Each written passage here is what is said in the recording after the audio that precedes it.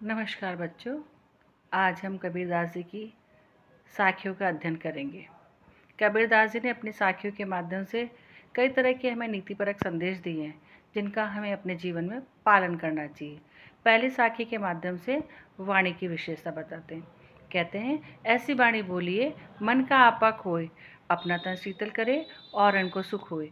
कबीरदास जी कहते हैं कि हमें हमेशा मधुर वाणी का प्रयोग करना चाहिए, जिससे सुनने वाले को प्रसन्नता मिले और सामने वाला अगर हमारी भाषा को सुनकर, हमारी वाणी को सुनकर के अगर संतोष भाग का भाव महसूस करता है तो हमें भी सुख पहुंचता है।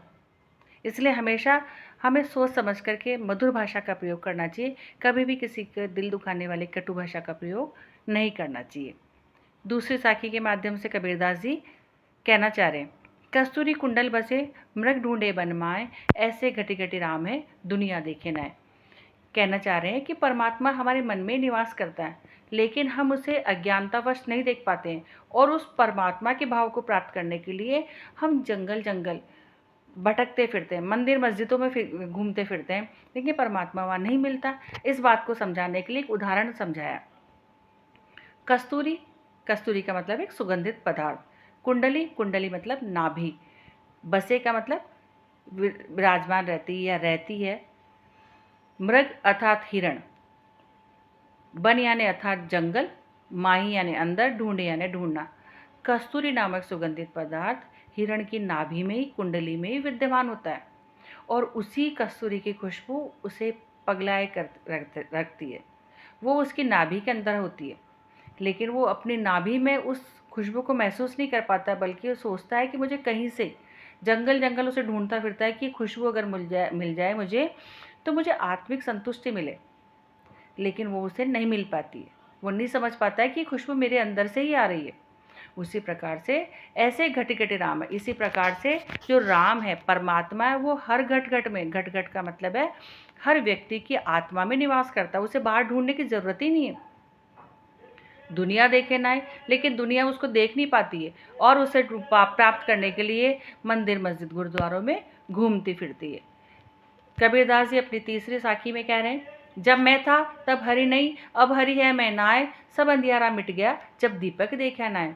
मैं अर्थात अहंकार। कबीरदास जी कह रहे हैं, जब मुझ में मैं था, अहंकार था, गर्व था, घमंड था, तब हरि नहीं, तब मैं परमात्मा को नहीं जान पाया, परमात्मा का मुझे आभास नहीं हुआ, परमात्मा का, हरि का मुझे ज्ञान नहीं हुआ। अब हरि है मैं नाय, अब जब मुझे परमात्मा को पहचान गया हूँ, अब मुझे परमात्मा का ज्ञान हो गया, तब मुझमें मैं अर्थात अहंकार, गर्व, घमंड नहीं रहा। सब कुछ जल करके राख हो गया मेरा घमंड। इस बात को समझाने के लिए दीपक का उदाहरण दिया। जिस प्रकार से दीपक जला देते हैं तो सारे अंधकार को खत्म कर देता है। सब अंधियारा मिट गया जब दीपक देखा मैं।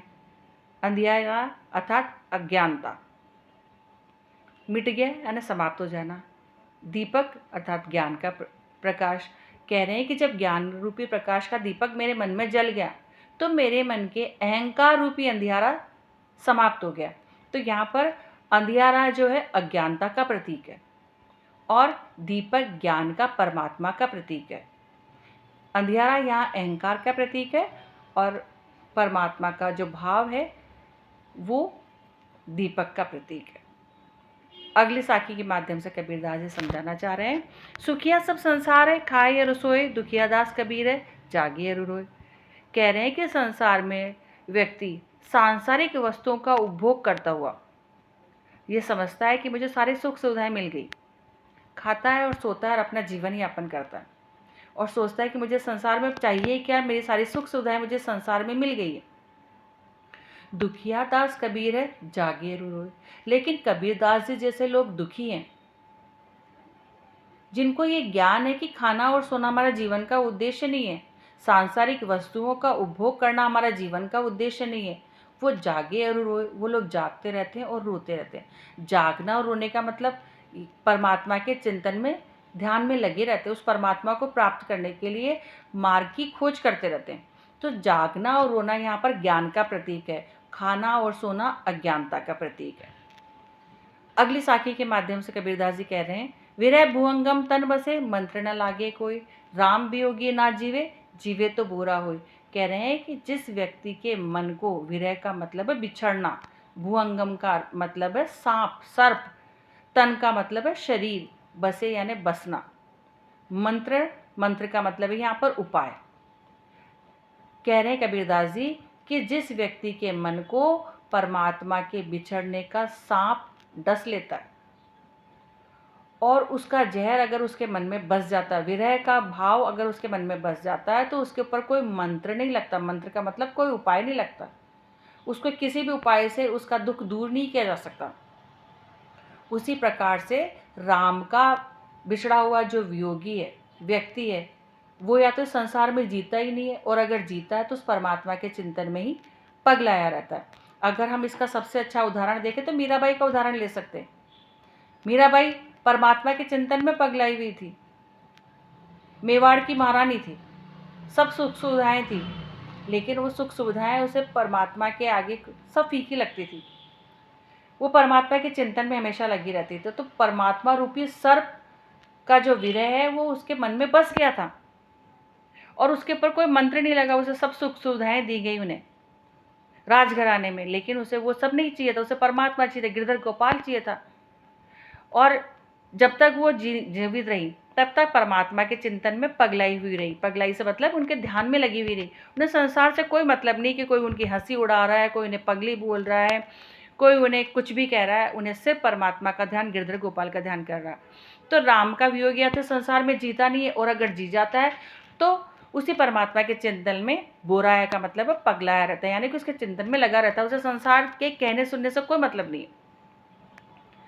अगले दोहे के अगले साखी के माध्यम से कबीरदास जी समझाना चाह रहे हैं कि हमें निंदा करने वाले लोग जो है, जो बुराई करने वाले लोग हैं, उन्हें अपने आसपास बना करके रखना चाहिए, अपना मित्र बना करके रखना चाहिए।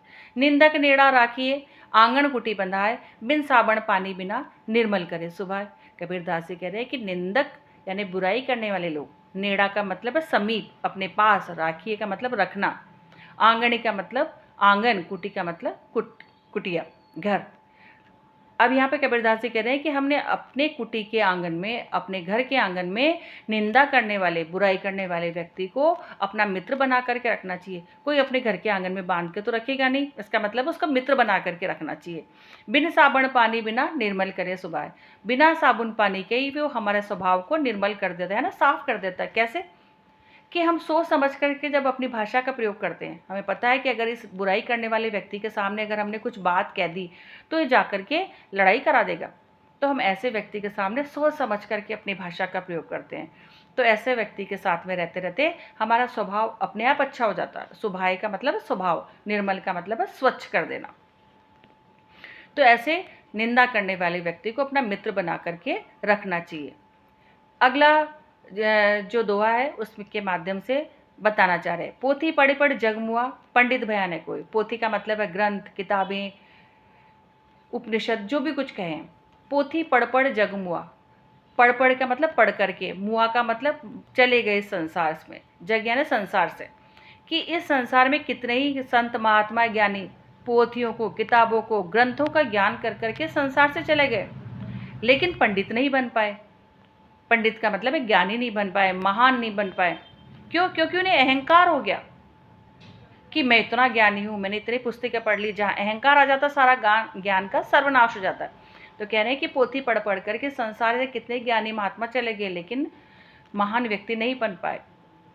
एके आशीर पीव का पढ़े सु पंडित होए, लेकिन जो एक अक्षर प्रेम का पढ़ लेता है, एके आशीर, आशीर का मतलब अक्षर, पीव अर्थात परमात्मा, प्यार, जो एक अक्षर परमात्मा या प्यार का पढ़ लेता है, पढ़े सु पंडित भो, तो वही व्यक्ति संसार में सबसे बड़ा पंडित कहलाता है।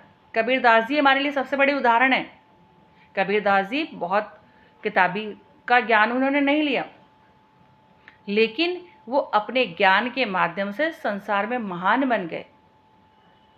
अगला और अंतिम जो हमारा दोहा है उसके माध्यम से कबीरदास जी समझाना चाह रहे हैं, हम घर जाले अपना लिया मुराड़ा हाथ, अब घर जालो ताश का जे चले हमारे साथ। इस दोहे के माध्यम से, साखी के माध्यम से कबीरदास जी कहना चाहते हैं, लिया मुराड़ा हाथी, हाथी का मतलब हाथ, लिया मुराड़ा, लिया मुराड़ा का मतलब है ज्ञान की जलती हुई मशाल। कबीरदास जी कह रहे हैं कि मैंने अपने हाथ में ज्ञान की जलती हुई मशाल ले ली है।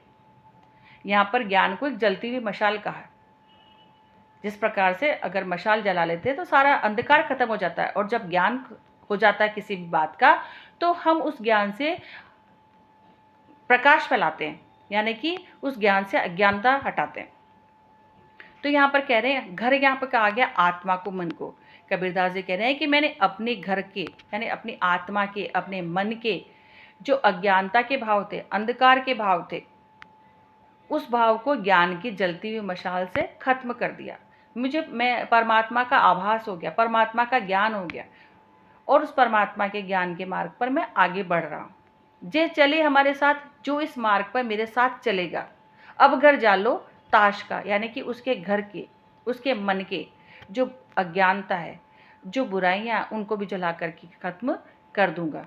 तो कबीरदास जी इस साखी के माध्यम से कह रहे हैं कि इस ज्ञान, मुझे परमात्मा का भाव महसूस हो गया, मुझे परमात्मा का ज्ञान हो गया, मेरे मन के सारे अंधकार, अज्ञानता खत्म हो गई है, और अब मैं जिस परमात्मा के मार्ग पर चल रहा हूँ, उस परमात्मा के मार्ग पर अगर मेरे साथ कोई चलेगा तो उसके मन के जो अंधकार है, अज्ञानता है, उनको भी जला करके नाश कर दूंगा। तो इस प्रकार से कबीरदास जी ने अपने नीतिपरक दोहों के माध्यम से, अपनी साखियों के माध्यम से हमें ज्ञान का संदेश दिया है कि हमें इस संसार में किस प्रकार के नियमों का पालन करना चाहिए और किस प्रकार से हमें आगे बढ़ना चाहिए। धन्यवाद।